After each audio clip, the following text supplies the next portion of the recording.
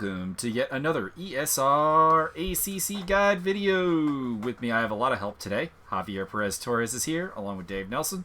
You can see them on the timetable. And Jeff and Mika Watt are going to join us as well to demonstrate basically the hazards of custom liveries. So, first up, let's talk about custom liveries real quick. Custom liveries come in basically, I would say, three forms. So there's the in-game custom livery. These are like the club car style naked liveries that you can create in the game.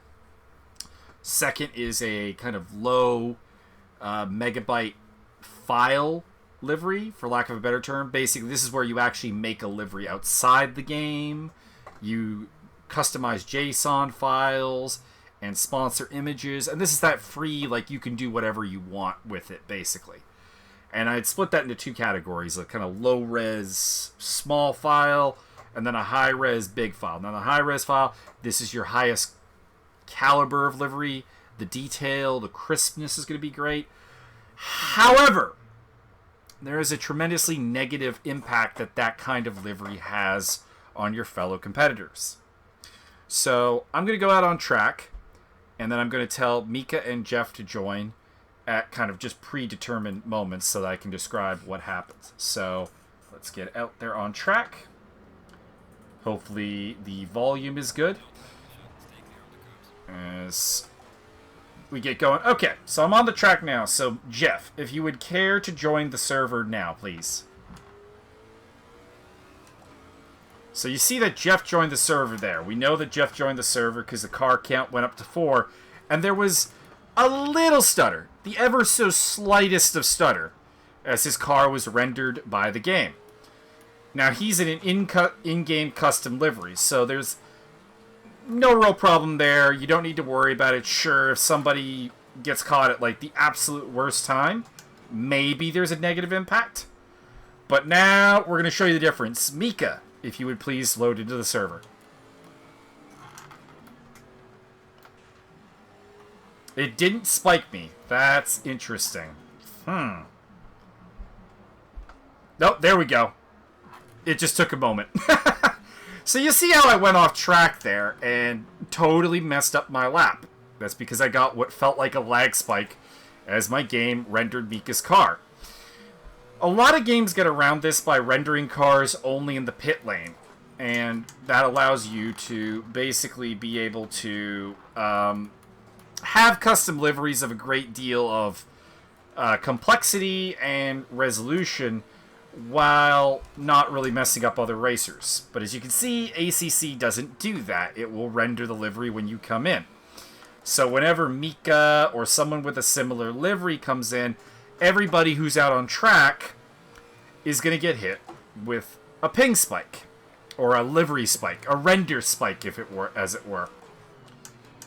Now, this can be a big problem because a lot of people have this happen and they don't know what's happening. And as a result, they exit the game and they come back in. And if they're bringing a custom livery, them loading back in means that everyone has to re-render their custom livery and they get spiked again. And then they're convinced something is wrong and then they leave. And this is why custom liveries are, at least for the ESR events, going to have to be kind of weirdly governed, either to a very small size that allows for them to be rendered without much lag or without much processing spike, and or option 2, if you're running a custom livery, you're going to have to come super early and not disrupt people as best you can, or like during certain phases, like maybe we'll be like for the first 5 minutes of practice or something, everyone stay in the pits. That way when somebody loads in, there's no problem. So there's a number of ways around this, and it'll be different from series to series. But that's the important thing, is to remember when someone in a full custom large livery joins, you're going to get that processing spike unless you don't have the livery. And 2, whenever you're bringing a big style custom livery into the game, you're doing that to everybody else. So there's a level of, would you say politeness is the correct word, gentlemen? Reciprocity. There we go. Reciprocity. I like that word. That's a good word. In it. And it's why perhaps there will be limitations on custom liveries for any series that you run in. There might be a size one, or there might be a reasons to establish it. Here at ESR, we're not going to outlaw custom liveries or anything because there are certain cars that kind of need them. The Lexus is a good example of this, where there's only 2 different Lexuses, and it's been a popular car within the group. So we want the ability to field more Lexuses, and to do that properly, you need to do custom liveries. The McLaren 720 has similar issues in that regard. Excuse me. As well as the Nissan. Although the Nissan is not super popular, so probably not actually a huge difficulty. Okay, so the second part of this video is we're going to do a demonstration start here, because we had some problems with the ESR Academy race in terms of starting. Not disastrous contact-wise or anything, but just fully understanding what the in-game widget is telling you and what you can do, what you should do. We're just going to go over that etiquette, basically. So, guys, I'm going to... Alright. So, we're here for the start of the race here. Unfortunately, it is raining because the dynamic weather is still broken. Kunos, get on that and fix it. The weather settings for this server were 3% light rain chance, and, well, I mean, I guess this is light rain, but it's not. It's medium rain, so, which was supposed to be a 0% chance. So, yeah, it's not working properly. But anyways, so here you would do, of course, your final check for the thing. I'm going to run the wet preset. I am going to change my engine map down to 1, though. Okay.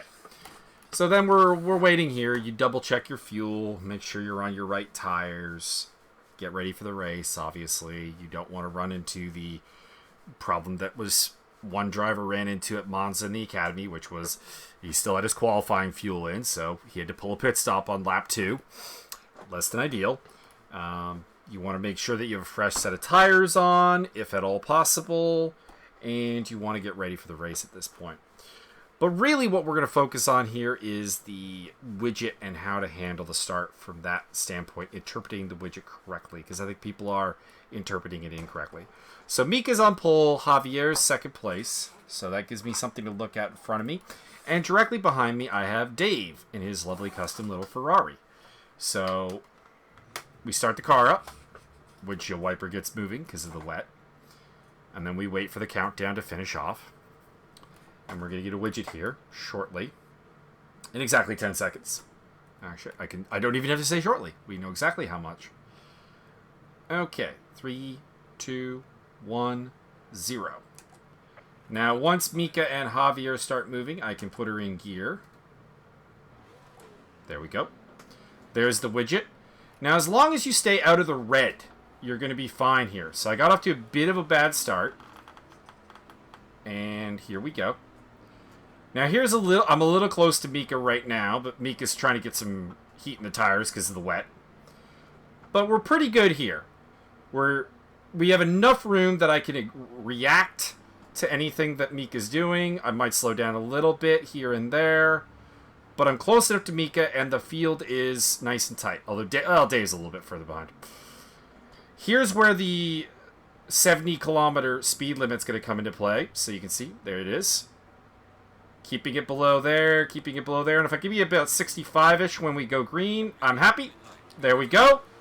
Jeff got the jump on me, so he did a better job of starting. We brake a little bit early for turn 1. Oh, Javier. Javier nicks Mika, and we take the lead. But anyways, that's the start there. So I'm just going to stop here.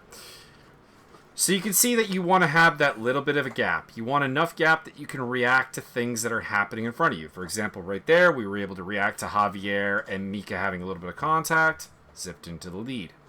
Nicely done. But you don't want to be too far apart because that'll allow people to have a run on you. That'll allow people to take advantage of the situation. And it also bunches the grid up. So what we saw at Monza was the guy on the outside of row 1, second place, P2, get off to a very slow start and it bunched it back up. You want to keep the gap. You don't... I mean, ideally you want to stay right in the center of the widget, right in the green zone. But keep in mind that you don't have to. You want to stay in the proper position. As long as you are never moving too fast, as long as two things are true. You didn't hit anybody, and you didn't get a penalty. Dave, as our resident Academy guy on this example, is there anything you would like to ask that maybe the Academy field would like to ask? And I can answer here. Well, I think, I think the question that came up after the fact was, was the warning lights that kind of came up, or the warning that they were getting, was certainly saying stay below, and they didn't want to get into the red, but they kind of were at that point too far back. If we're talking about the example, as we came into the straight, the driver in question was already so far back when you hit the speed limiter that they couldn't, proceed into the yellow, if you will, to catch up that space. The problem is that you have to keep up at all times, I guess is what it comes down to. Once the gap is there, it's hard to close up without getting a penalty because you don't want to go over 70. You don't want to go into the red. So there's definitely some problems once the gap is there with closing it. But the key is to just not let there be a gap at the end of the day. And unfortunately, this is the problem, is that you need everybody to behave somewhat properly because, as stated with the Monza race, one car created a big gap. And then everybody else was kind of in a no man's land of struggles. So that's why you got to keep doing... I guess the simplest thing to point out here is that the guy who started in second place was worried that he would get a penalty for going above the green. But if the pole sitter can run away from you and not get a penalty, that's not a valid concern, I guess is what I'm getting at, because they did it and didn't get a penalty. And that gap could have easily been more or less the end of a race, realistically, because I mean, if you spot someone a 1.5 second lead at the start, and they were already faster than you in qualifying, I mean, the comeback is going to become very, very difficult. So you want to keep it tight, like we did there. Dave was, like I said, a little bit further back, but not problematically so. And I still got jumped by Jeff, despite being really good. So, things can happen. People are still going to do a better job. But you want that tight package. You want that tight thing. You don't need to be perfectly in the green. But do not overtake someone who's supposed to be starting ahead of you, because that will be a penalty for being out of position. So that's all for this guide, I think. If you have any other guides you would like done, please comment below on the YouTube video. And I'll see you next time, if there is a next time. I think I'm out of ideas that I immediately thought of to give guides for. But at the same time, there may be another thing that comes up later. And there may be a rant about dynamic weather in ACC right now in the near future. Because... rage! But anyways. Have a good day, everybody. Thank you to A. Jeff, Mika Watt, Dave Nelson, and Javier Perez Torres for lending me a hand with this video. And it's always appreciated when we get some extra bodies to demonstrate certain things. And if you're... I don't know, I guess I should really add this as a disclaimer at the end whenever anyone decides to insult my driving on these guide videos. I'm not a good driver, and I never claimed to be.